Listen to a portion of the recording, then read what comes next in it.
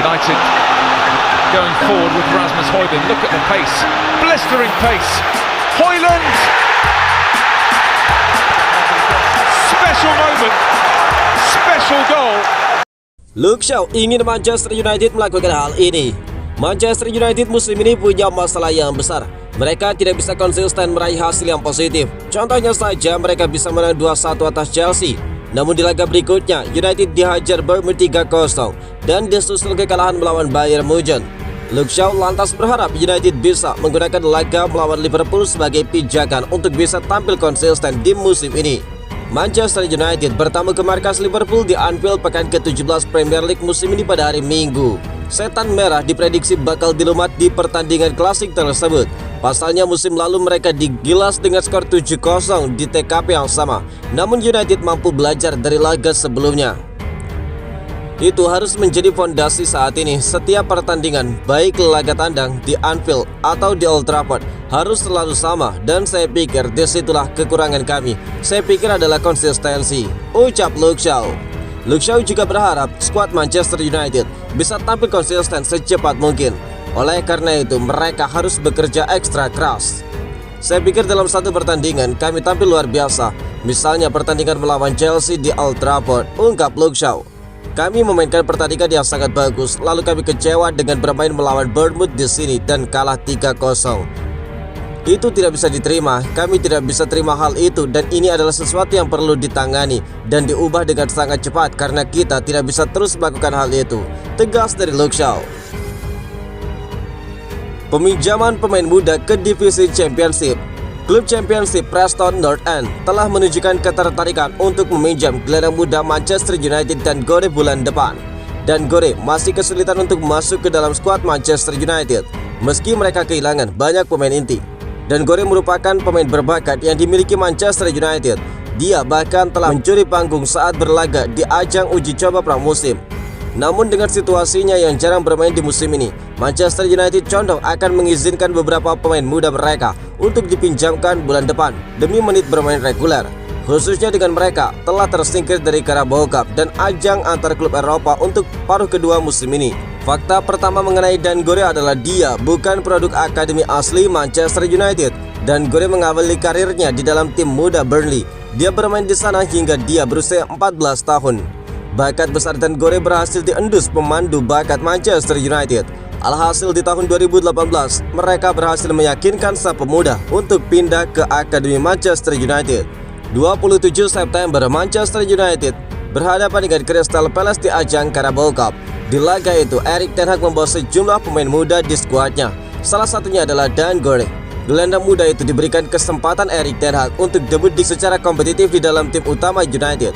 Dia masuk di babak kedua menggantikan Sofyan Amrabat di menit ke-60. Peminjaman sang pemain ke Preston North End belum ada informasi lebih. Namun peminjaman itu jelas akan sangat menguntungkan bagi semua pihak. Posisinya yang serupa dengan Bruno Fernandes membuatnya sulit untuk bisa masuk ke dalam starting 11 Manchester United di musim ini. Manchester United kepincut tembok kokoh dari Galatasaray Sacha Boey. Klub Liga Inggris Manchester United dilaporkan mulai melirik bek muda Prancis yang menjadi punggawa Galatasaray, Sacha Boey. Sacha Boey belakangan ini jadi properti panas karena menarik perhatian klub di seluruh Eropa berkat penampilan bagusnya bersama Galatasaray. Bek berusia 23 tahun tersebut menjadi pemain kunci tim besutan Okan Buruk dengan torehan 27 penampilan di semua kompetisi. Bukan hanya itu, Sacha Boey juga tampil memukau saat memperkuat klub asal Turki itu di fase grup Liga Champions, termasuk satu kali menang dan imbang melawan Manchester United. Dari dua pertandingan itu, Sacha Boey bahkan mendapatkan 2 kali kartu kuning. Meski demikian, hal tersebut malah menjadi daya tarik tersendiri bagi Setan Merah.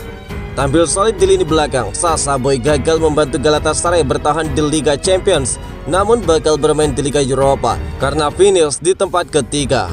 Menurut laporan media Turki, Fanatik, Manchester United tertarik merekrut Sacha Boey untuk memperkuat lini belakang skuad Erik ten Hag yang keropos.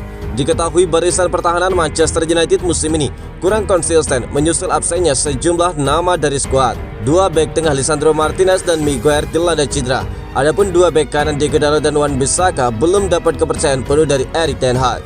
Meski ada Rafael Varane yang jadi tulang punggung, namun Erik ten Hag membutuhkan pemain baru guna mengisi lubang di lini belakang. Sacha Boey sendiri tercatat masih memiliki kontrak yang tersisa hingga 2 tahun atau sampai musim panas 2025 di Galatasaray. Laporan dari The Hard Tackle menyebutkan bahwa Manchester United bahkan sudah mengajukan tawaran resmi kepada kubu Turki tersebut. Christian Eriksen tidak sabar bermain lagi. Gelandang Manchester United Christian Eriksen telah kembali menjalani sesi latihan bersama skuad asuhan Erik ten Hag di Carrington. Eriksen sudah tidak ambil bagian ke dalam skuad Manchester United dari pertengahan November 2023 lalu, tepatnya ketika dirinya menerima cederanya saat menjalani pertandingan melawan Luton Town di Liga Inggris musim ini. Karena mengalami cedera, Eriksen sudah absen selama 7 pertandingan yang dimainkan oleh The Red Devils dalam seluruh kompetisi. Pada akhirnya proses pemulihan pemain asal Denmark itu pun berjalan ke arah yang positif. Menurut laporan yang dilansir dari Manchester Evening News, kondisi Eriksen sudah semakin membaik.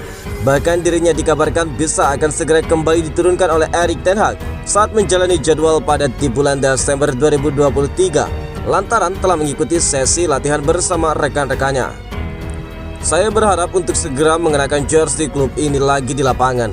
Saya merasa dalam kondisi baik saat berlatih dengan tim pada hari Senin, jadi semuanya berjalan baik. Selalu membosankan berada di bangku cadangan. Tidak peduli berapa lama, saya tidak sabar untuk kembali.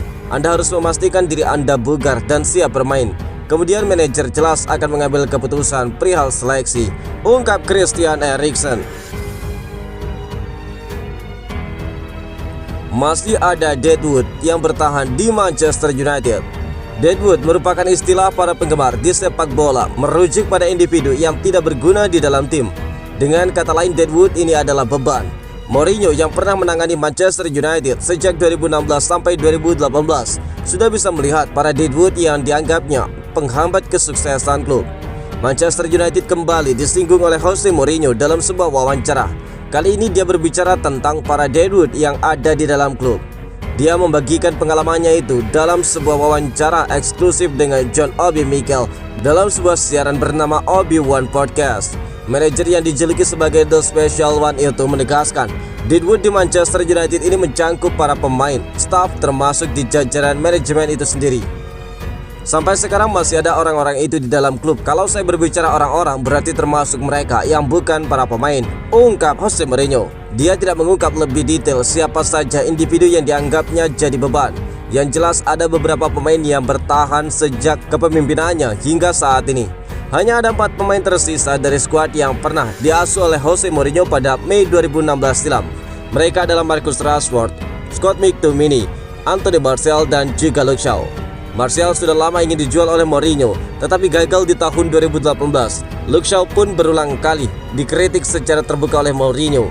Akan tetapi, tidak satu pun dari mereka yang disinggung Mourinho soal Deadwood. Dengan orang-orang ini, pemain dan juga staf, mereka tidak akan pernah sukses. Dan menariknya orang-orang itu masih di sana sampai sekarang, ungkap Mourinho. Pada akhirnya Mourinho lah yang tersingkir terlebih dahulu dibandingkan Deadwood di Manchester United. Dia mengakui bahwa dia tidak pernah menyesal telah menangani Manchester United.